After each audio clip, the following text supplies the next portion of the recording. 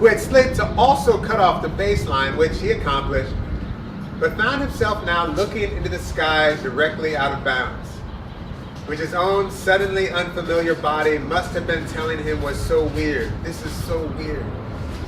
Looking and looking like this, his hands extended timidly, a silver maple's branches creaking and swaying in a hurricane, for Doc was amongst the trees, as we call the big men like Kareem, the trees, who reside mostly in the lane or in the key, growing there, rooting, the thousands of fans now holding their breath, looking into the sky, some of their hands reaching out instinctively toward their neighbors beside them, or their palms instinctively laying on the shoulders before them, or forearms shoved gently into a wrist or hip beside them. A few arms of strangers suddenly locked as if going for a stroll. The whole of the spectrum become a kind of dew-glistened web, shivering its gems in the gales as Erving went higher, and now began to extend his right hand in a precise arc beginning precisely above his head, painting a broad and precise circle, not unlike Leonardo's Vitruvian Man in his hula hoop of perfect proportions, if that little naked man wasn't little or naked and was palming a basketball and was flying through the trees. And I find myself again and again with my arm making the perfectly impossible circle again and again as I watch this clip on YouTube, frame by frame, clumsily on a computer with gummy keys and a post-it note covering the eye hole scrawled "Discipline" on April 5th, 2015 at 1:48 a.m. Again and again thinking, what am I looking at? What am I seeing? Well, we met in college. We went to Lafayette College, and I think it was my sophomore year, your junior year that we met. Maybe, yeah. Yeah. Because you know what, it's funny, because I'm often sort of asked, when did you start writing poems? And it's around the same time, because it's like this little bit of a veer in my own personal kind of life, where I was about to fail out of college, and yada, yada, yada. But a handful of things happened. One is that I got introduced to poems, and one is that I got introduced to Brooke. So I got like interested, you know. So we met, back in, that was like 1993-ish. Mm-hmm. Yeah. Yeah, that makes sense. And I was an engineer, and I became really interested in theater, but I also, I think I wasn't out as a queer person, but there was definitely something going on. And there was something about that environment that we were in that was pretty oppressive. I like to think of it as, we had another friend who was just always kind of a troublemaker, failing classes. And I think we were like the Bad News Bears. Yeah. Don't you think we were kind of like our genders were confusing. Ross used to have this really long hair, and for the early 90s, wear a girl's remember you wear that thing in your hair, and then I think everything we did was to kind of a little bit we were making new works, but it was also always a little shocking. Yeah. We do these really weird performances, or remember I played your abusive husband, and I was and stupid. Yeah, I think that too, the kind of crucible, because it's such that place is a profoundly conservative, straight place, right? Right. And well, it came out in the U.S., the news, the whatever, that college issue. The year in 1992, Lafayette College came out in U.S. News and whatever reports as the most homophobic college in America. Yeah. Wow. Yeah, it was pretty. And we had all those rich kids, and we were scholarship students. Yeah. There was just a lot of reasons, and I think we became artists because we just needed an outlet. Yeah. And we needed and it was a kind of intimate, and you had that funny newspaper, which was radical. Right. And then we had like that's painting studio. And that felt like hours, you know? And then I was just like, we made our own theater festival, remember? And we just did what we wanted. Yeah. I had that funny radio show. Yeah.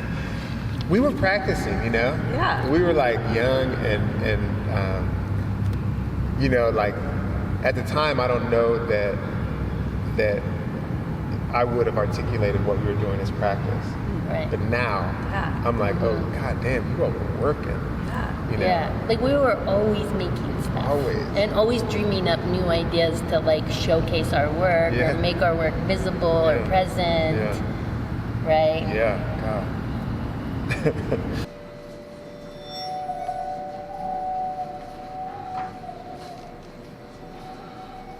Cool. Yeah. Let's try it again, and same for you, Russell, too. Yeah. As Change it up. when you can change it up, but also like take like maybe 5 to 15 seconds or whatever between each Gotcha. pause, or whatever. Okay, yeah. Just so that Don't you get a too in the sense. zone. Yeah. So you just get more of a sense of stagger. Totally. Yep. Cool. Let's try it again. But yeah, I like this kind of space or whatever at the beginning. Yeah. And then I was thinking maybe after that side might continue or whatever, then we might get into some different territory a little bit out there, which I'm not sure what that is yet, but I'm gonna keep reading and I'll figure it out from there. I think, the way we should think about like the performers is like, literally, it's like when a musician comes in or something, like they have cues in, but nobody's ever like not themselves. Okay. Right? Or not like in their role as what they're doing. We're in relation, like we sort of exist as people who are somehow our relationships are real and present, and then our roles are real and present, but we're never a kind of actor, never something extraordinary beyond who we are in the space. Does that make sense? Because we are present on the stage, right? So there's already that like focus, right? Yeah, you're present. But I don't like I'm not like Coming in, running in, Yeah. sweating. Sorry, I'm late. Unless you are. No, yeah. I mean, you don't have to be present. You could come in after Ross begins. That doesn't matter. But you're not anybody other than you. Or you don't have to be like extraordinary to your role. And that way, if there is a moment where you speak lines in the text, it will feel extraordinary. Yeah. Right? Or if there is a moment when you dance, it'll feel extraordinary because you're not going to read as somebody who's like coming out in a kind of performative body beyond like Russell the drummer. I do feel like we're learning how to practice together. Yeah. And that to me just feels like, and I know I said it yesterday, but I'm just like, oh, right, that is a thing. You know, even like being on a basketball court, like, you know, I coached basketball for years. You know, I have a kind of relationship to sport, but I also am a teacher, quote unquote, and I realized in that meeting, and I was like, oh, there were such beautiful, vulnerable silences that we were kind of hanging around with. And I felt like, oh, that's the sound of people learning how to practice together. Yeah. You know? Oh my gosh, I didn't think about it that way. That's really, really interesting. Yeah. That's so true. Learning each other's comfort zones and what our thought processes, and giving people space to think and not feel like we have to fill that space with talking. And I think that's a really interesting way of saying.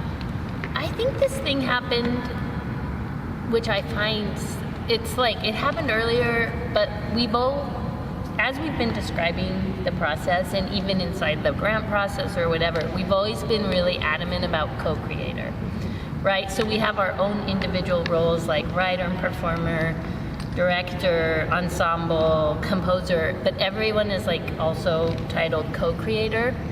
And when we had that one meeting with Girard and Tyshawn introduced himself, he said, I'm a composer and a co-creator. And I was like, oh, he's like hearing that. And it kind of like really moved me. And I feel like actually what we learned is like we can be co-creators. Yeah. Right? That it's like, and I think also what we learned in this process is what we're willing to bring, which I think we're actually willing to bring a lot, and like what people's sort of skill sets are and interests, but also like where they can meet and where they can intermingle. So if nothing stays from what we learned, if it like radically goes somewhere else, I don't think it will totally like whatever, but I think what we learned is like now we all have a way to think about it. Yeah. Right? We have like, and that's why I was describing it to my partner this morning. I was like, I feel like we're learning how to collaborate. Yeah. Yeah. Which is like my favorite thing about making work. Yeah. I wonder if, like even in terms of, like compositionally, I don't know how this would work with the music, but if there were moments where, like Tyshawn, in your reading of the poem, it's like, oh, this is actually an interesting moment where Ross doesn't talk, where you talk, or or whoever, I don't know. Yeah. Or this is, I don't even know, but I love that idea that I might be the voice, the speaker of the poem, but that there might be reasons for the composition for that to drop out or change, Or if you want like a solid chorus,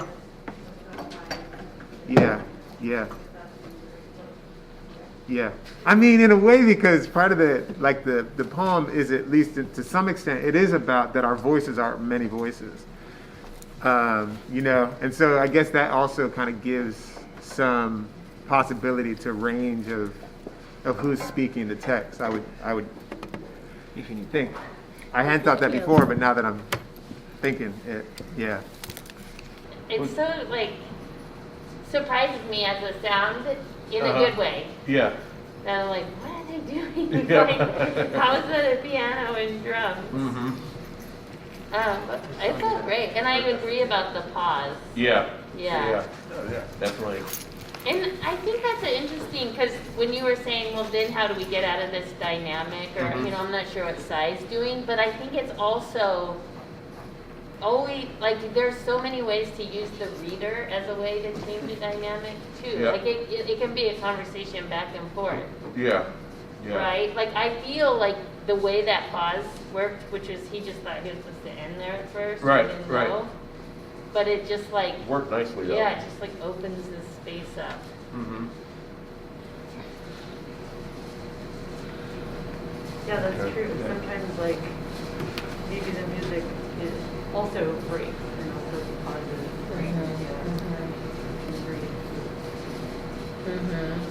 And with these instruments, it's funny because like we're doing extended techniques or whatever, right? To get a beautiful texture, then like it can so easily just snap out.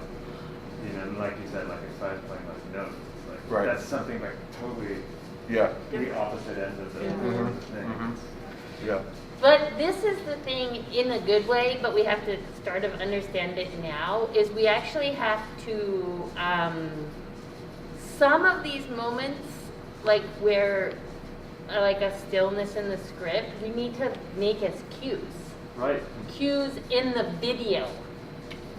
In the video, so that the person who does the something can also pause it, or can, like, that we build in cues. Right. Yeah. That can, like, they don't have to all be insistent. I think there should be a way, if the show is relying on a conductor or something to do that, there should be a way that whatever gets cued to Ross is also cued to a video person who can also control, like, what is visible of the text, which is totally doable. I mean, I guess because of the way the poem moves, my questions are balance, right? Or like, how do we bring things up? Like, how do we hold all the things in the poem? Like, where does the poem land, the landing point? So when Ross is just reading the poem, you can kind of find, you're moving through it and it goes through this and then it has these landing points. And so my question is, how do we, in the way we're working and in the end, like allow for those landings? And then how do we kind of mark them so there's that.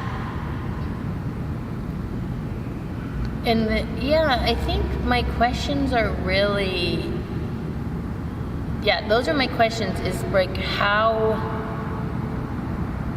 when you bring all this stuff in and it can all be exciting and etc., like how do we also exercise a level of kind of care, and like when do we do that, which I think should be later on.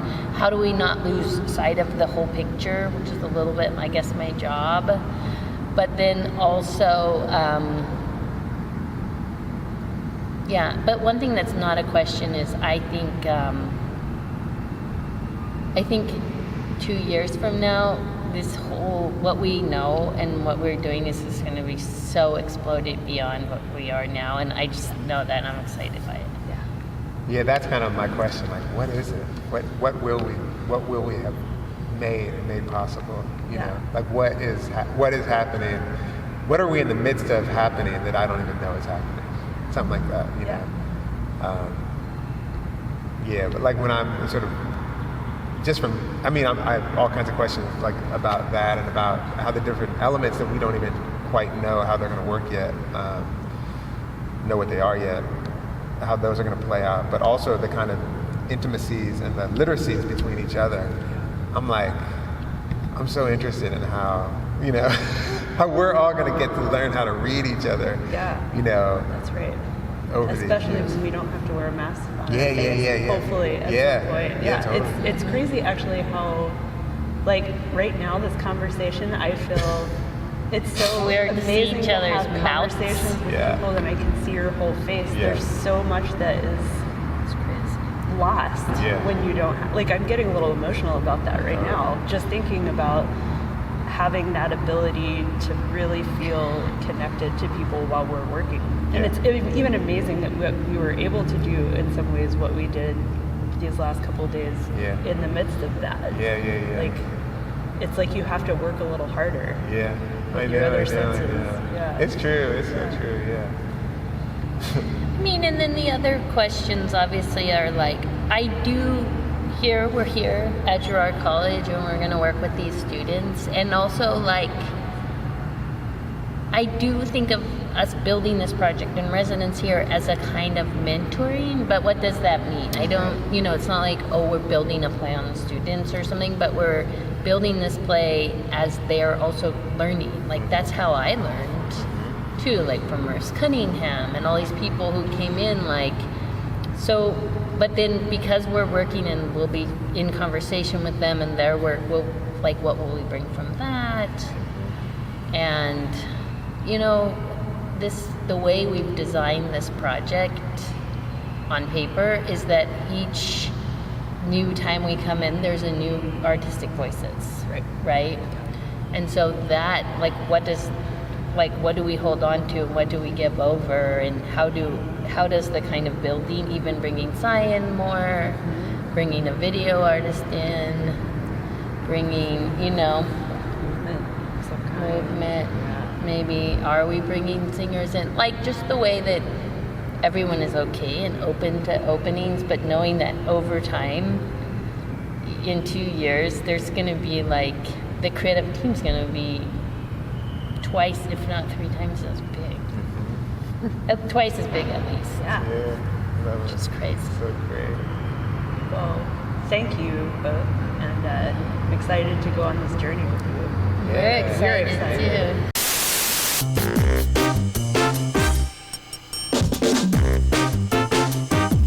There's nothing to lose. It should be fun.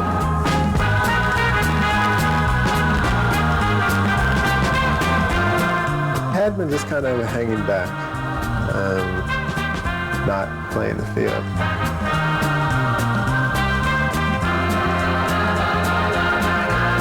I've never set anyone up on a blind date.